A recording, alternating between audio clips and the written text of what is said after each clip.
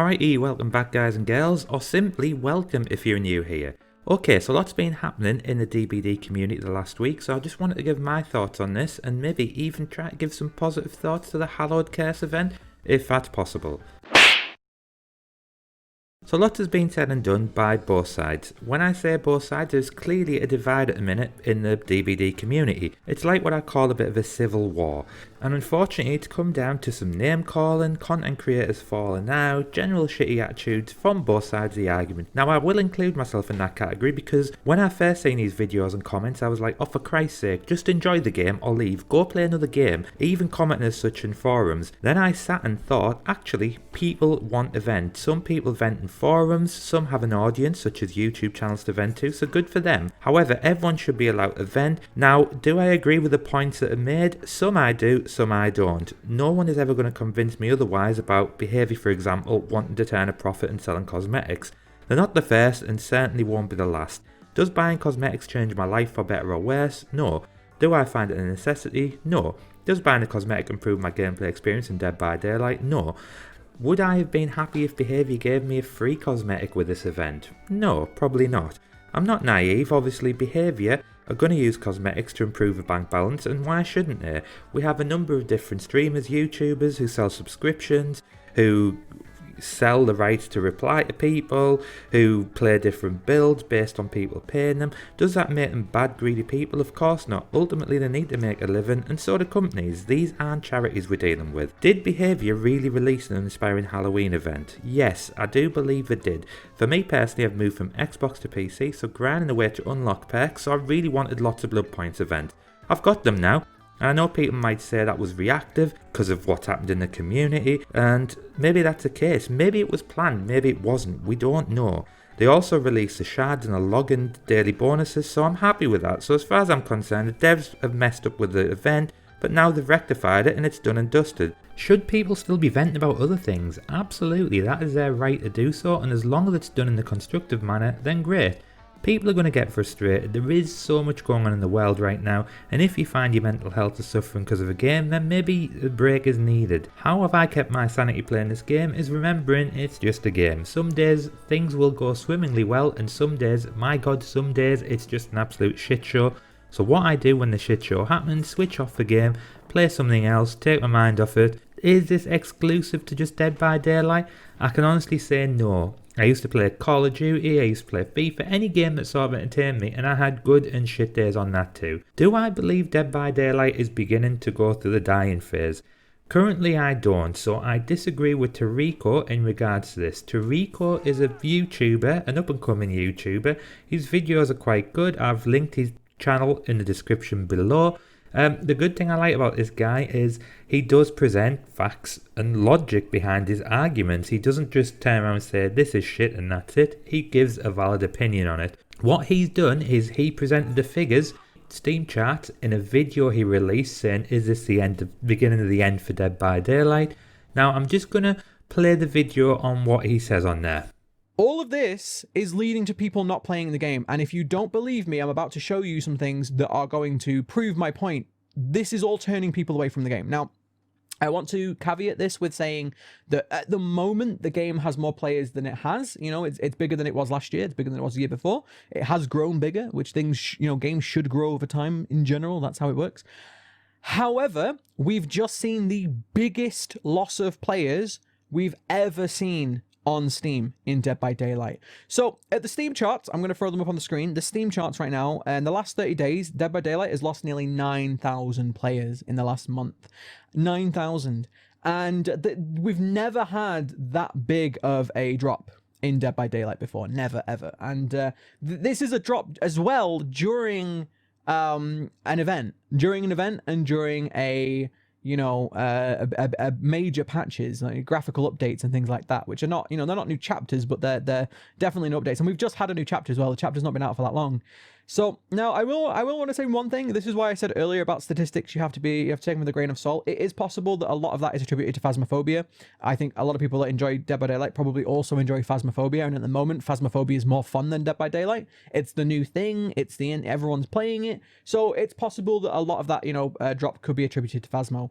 But I also believe that a lot of that drop is attributed to behaviour and their, sorry for the pun, but their behaviours. Okay, now he's presented it really well, showing the Steam chart. Now I looked, and he even admitted himself there's always going to be a caveat to these figures. My first thought is in regards to what's happening around the world. Where I'm from, we've been in and out of lockdowns and curfews that maybe these have affected people playing.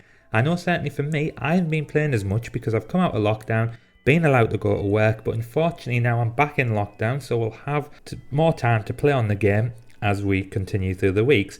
I was working from home from March, and lockdown for me finished in July, so okay, I am just one person, but if that's happened to quite a few people, and we know it's a worldwide pandemic, then maybe that has affected the figures, the fact that they've gone up. Tariko even admits this himself on his video, is that although the figures show that big drop, in actual fact the game has been increasing in player base year on year. I know he's mentioned on there that yes, this is something that should be happening, but what we do forget is the game is 4 years old. Now, I've got to tip my hat off to the devs in regards to, I think they've made the game, for me certainly, I've seen an improvement in the game. I've been playing around 2 years, so I did mention to Rico when I tweeted him was that maybe we are on different levels in regards to the time we've spent playing. So I haven't quite reached the levels yet that some of the more experienced gamers have with this game.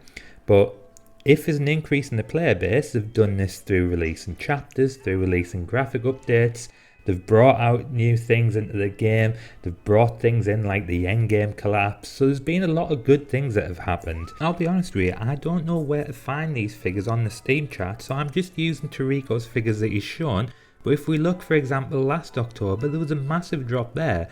Obviously that's like 3,000 drop in October 2019, now obviously in October now it's 8,000, but it's from a bigger player base, so we've got to take that into context. Now, one thing that's been mentioned, and Tariko mentioned it about other games, we've had some other games that pushed up in popularity, and you can see most of the big YouTubers now have videos from these games, and I'm not going to lie, I've played these games myself, and when I say big YouTubers, I mean the Dead by Daylight ones. You'll see a variation now. A lot of them are playing Among Us. A lot of them were playing Fall Guys. Now, Phasmophobia is the next game on there. So these allow you to basically kill a bit of time, take away the pressures from DVD, from the fact that you might be getting sick of playing it. For me personally, they haven't quite got my attention as much as Dead by Daylight has. However, as a gamer, I'm one of those people that doesn't jump from game to game. One gets my attention and I really grind hard on that game till I'm really good at it and I've unlocked everything I want to do, and I stick with it till I improve, and I find Dead by Daylight gives me that option with plenty of variations in killer play and survivor play to choose from, so I can get one break from the other. Now, is Dead by Daylight perfect? No, far from it. The game is not perfect because some things seem to be designed to help either side. It's a game that's always going to have a tough task of balance. And the reasons why I think Dead by Daylight suffers is not just the balance between survivors and killers, but also because of the range of ranks and skills in the game too. I believe the developers are trying to fix these, but the big question is how. I know Otdava made some suggestions and some of them made perfect sense, and hopefully people like him are listened to. He's put in a lot of hours in the game, very respecting the community, he's got a massive following, so he's the type of person that you should really listen to, and he is a fog whisperer, so that helps as well. I can't end these discussions without saying some of the suggestions that I think would improve the whole Dead by Daylight experience. These are things that I personally think would improve the game. I'm not going to mention bugs in the list and that, because purely in an ideal world we live without bugs.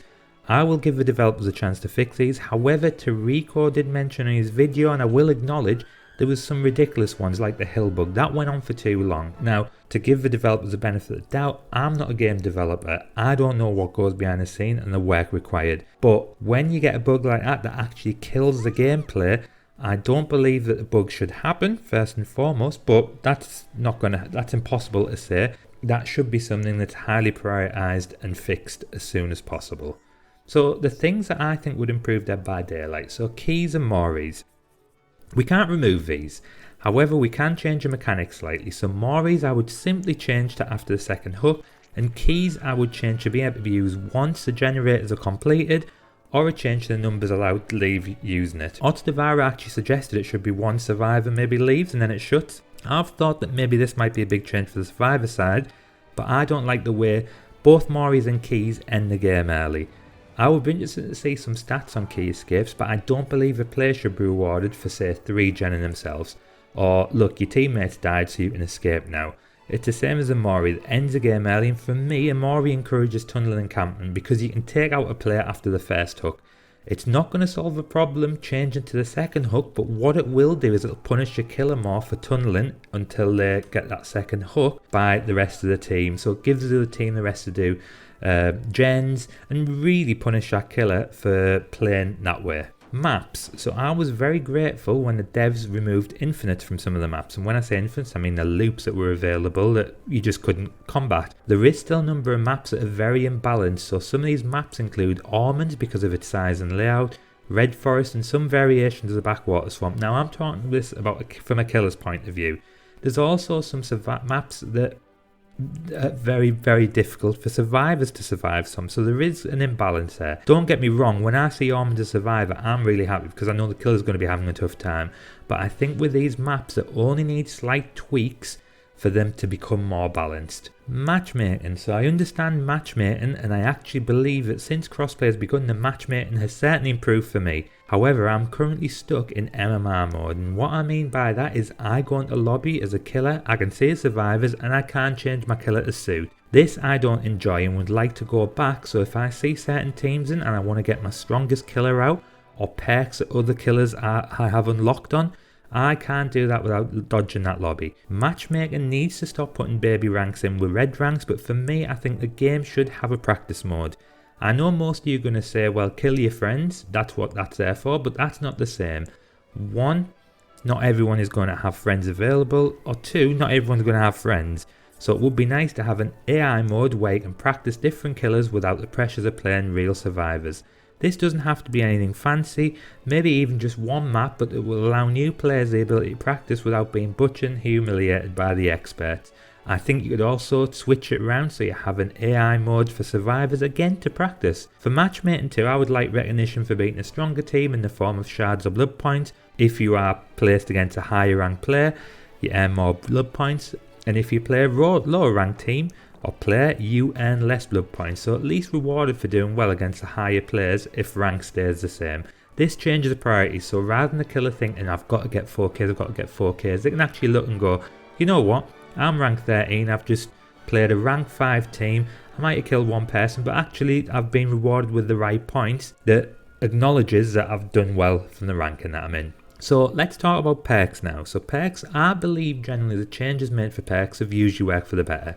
Don't shoot me down just yet, but like I said earlier, I remember having to dribble people because of DS, or Ruin being a nightmare for me when I was a baby survivor. I've scratched my head a lot with this, and I thought about how changing level of perks available based on your rank. What about linking the levels to prestige?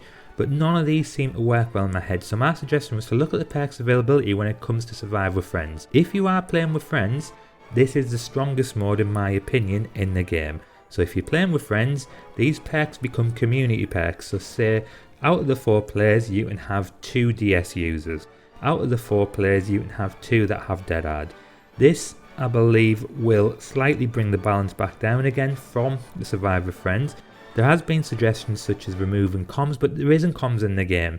So ultimately players are going to find ways to speak to each other, and they want to have fun playing it. I enjoy playing survival friends. I've never played with comms, but I still enjoy being able to play with my friends on there. It's a fun mode. You're not going to be able to really penalise players for wanting to do this, but you could make it a little bit more fairer. The last thing I want to add is for the developers to take a look at what the community says and be more open with their communications. Now what I mean by this, I think this event showed that maybe they'd planned to do more but were holding back, and this caused a backlash. We're never going to know what the truth is around this. We find out things after they've been done, changes that have been made, and sort of justifying these changes rather than telling us up front. So for example, we recently seen stats for the killers released. These stats were extremely interesting. A lot of things we were expecting, a lot of things we were surprised. So share these with the community like how you did and tell us your decisions.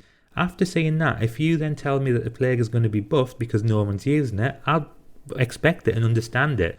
If you even tell me that Freddy might have to be nerfed, Freddy on the stats was ridiculously strong with an average of 3 kills in red ranks. So if they say they're going to nerf him to change, for example, Tachuri, there's a YouTuber put a comment on saying, you know, he would think that changing where the clocks are to wake yourself up rather than spawning so far away that they bring them closer together, that would be such an easy nerf to add to Freddy, and it would help the survivors improve in that sense, and it's not going to really take away most of his powers. That's a small example of what could be changed.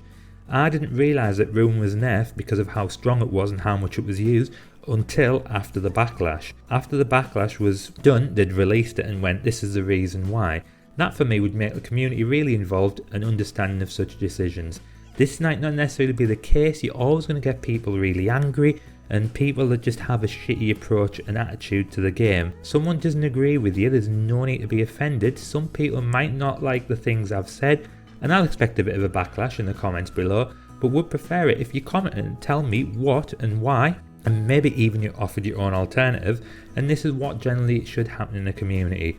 I hear people saying killers are overpowered, Survivor friends shit and nothing else. I remember I've played this game for over 2 years, so I've come across shitty players, great players, nice players and not so nice players, but that is life and that will happen in any walk of it. To get your voice heard you need to be constructive and remember to justify what you say. I noticed on Tarico's comments on his videos some comments just name calling and I'm like, okay, what's that gonna help? Let's encourage discussion between people and hopefully we see improvements to the game.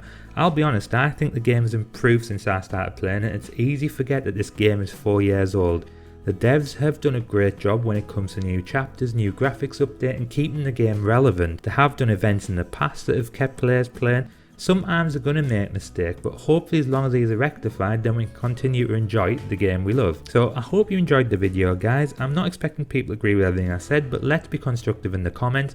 And if you do enjoy my content then please feel free to subscribe, hit that notification bell and you'll be updated when I release any more new videos. Alright, thanks guys.